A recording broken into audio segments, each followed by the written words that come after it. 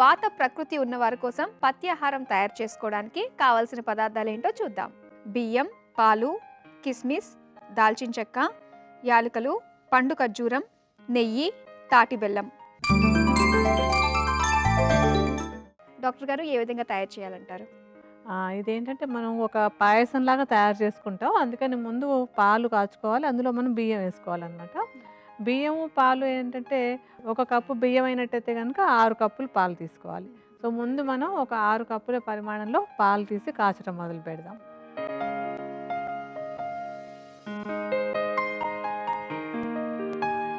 ఇప్పుడు ఈ పాలు మరగాలంటారు. అవునమ్మా. పాలు మరిగేలోపు నేను ఏంటంటే ఇప్పుడు వాత ప్రకృతి ఉన్నవాళ్ళు అంటే అందరికీ అర్థం కాదు కదా.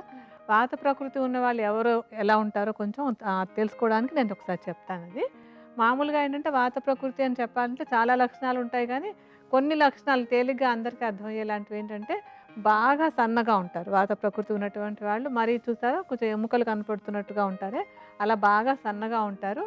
అలాగే వాళ్ళ చర్మం ఏంటంటే కొంచెం డ్రైగా ఉంటుందన్నమాట. తర్వాత జీర్ణశక్తి కూడా అంత పెద్ద ఎక్కువగా ఉండదు. తేలికగా అరిగించుకోలేరు అనమాట. ఒకసారి అరుగుతుంది, ఒకసారి అరగదు.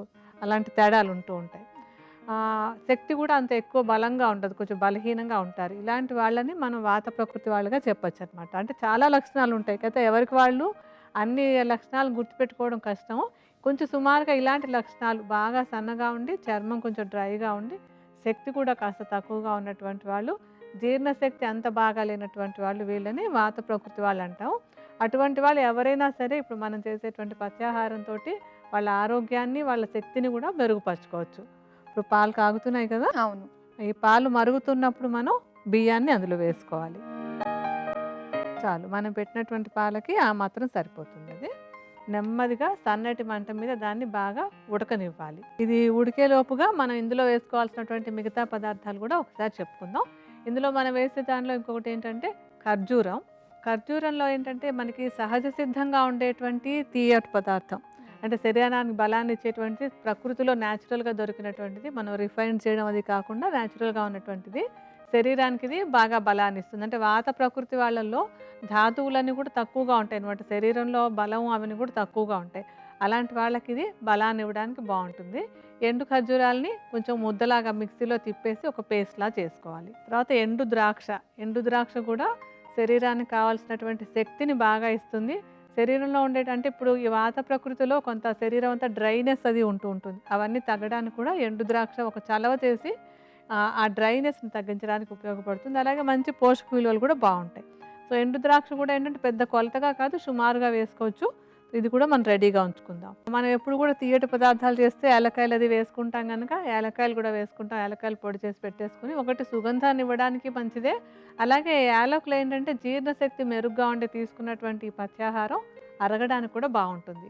సో సుమారుగా ఒక 4-5 యాలక్కాయలు తీసుకుని దాన్ని పొడి చేసేసి పెట్టుంచుకోవాలి. ఇంకొకటి మనకు కావాల్సినటువంటి దాల్చిన చెక్క కూడా అరుగుదలకి చాలా చక్కగా ఉంటుంది. అంటే ఇప్పుడు తీసుకున్నటువంటి ఆహారం బాగా అరగడానికి, ఒంటికి వంట పట్టడానికి కూడా చక్కగా ఉపయోగపడుతుంది.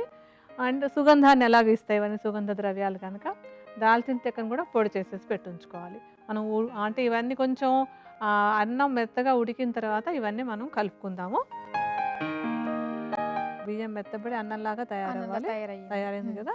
ఇప్పుడు మనం పెట్టుకున్నటువంటి ఖర్జూరము, ద్రాక్ష అవన్నీ కూడా ఇందులో వేద్దాం. ఎండు ద్రాక్ష కూడా సుమారుగా ఒక చెంచా పరిమాణంలో తీసుకుని వేసుకోవచ్చు. వీటికి పెద్దగా కొలత అవసరం లేదు, సుమారుగా అటు ఇటుగా వేసుకోవచ్చు. దాల్చిన చెక్క పొడి కొద్దిగా ఒక పావు చెంచాడు మాత్రమే వేయండి. యాలకుల పొడి కూడా కొద్దిగా పావు చెంచాడు. బాగా కలవనివ్వండి అది.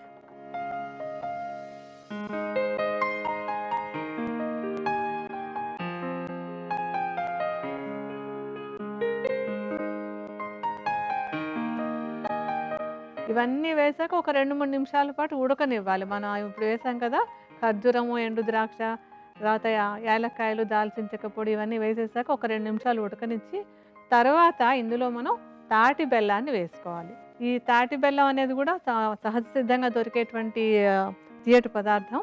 తర్వాత ఇది వాతాన్ని తగ్గించడానికి చాలా బాగా ఉపయోగపడుతుంది. నేను తాటి బెల్లాన్ని తీసుకొచ్చి దాన్ని పొడిలాగా చేసేసి, అంటే మనం ఇప్పుడు ఒక కప్పు బియ్యంతో తయారు చేసుకుంటున్నట్టయితే కనుక ఒక కప్పు పరిమాణంలో తాటి బెల్లాన్ని చూర్ణంలాగా చేసేసి దీనిలో కలుపుకోవాలి.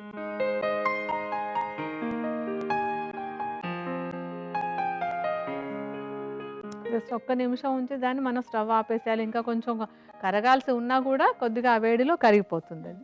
ఇప్పుడు ఈ పాయసంలో ఏంటంటే మనం ఒక చెంచా నెయ్యి కూడా కలుపుకోవాలి.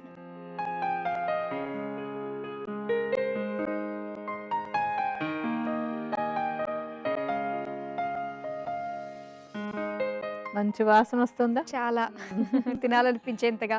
అంటే పాలల్లో ఉడికినటువంటి ఒక చక్కటి పాయసంలాగా తయారవుతుంది. ఇందులో మనమేమో ఖర్జూరము, తర్వాత ఎండు ద్రాక్ష కూడా వేస్తాము, తాటి బెల్లం వేసాము. ఇవన్నీ కలిపి వాత ప్రకృతి వాళ్ళకి బలాన్ని ఇవ్వడానికి, వాత ప్రకృతిలో ఉండేటువంటి ఇబ్బందులు రాకుండా ఉండడానికి కూడా ఇది ఒక చక్కటి పత్యాహారంలా, చాలా రుచికరమైన పత్యాహారంలా ఉపయోగపడుతుంది. దీన్ని ఏ విధంగా తినొచ్చు అంటారు? ఏ టైంలో తింటే మంచిది? అంటే ఇది ఏదైనా ఒక రోజులో ఏదో ఒక సమయంలో ఒక చిన్న కప్పు పరిమాణంలో వాత ప్రకృతి ఉన్నటువంటి వాళ్ళు ఒక బ్రేక్ఫాస్ట్‌లో కానివ్వండి, లేకపోతే సాయంత్రం ఒక చిన్న స్నాక్ లాగా కానీ ఒక చిన్న కప్పు పరిమాణంలో రెగ్యులర్‌గా కూడా తీసుకోవచ్చు దీన్ని.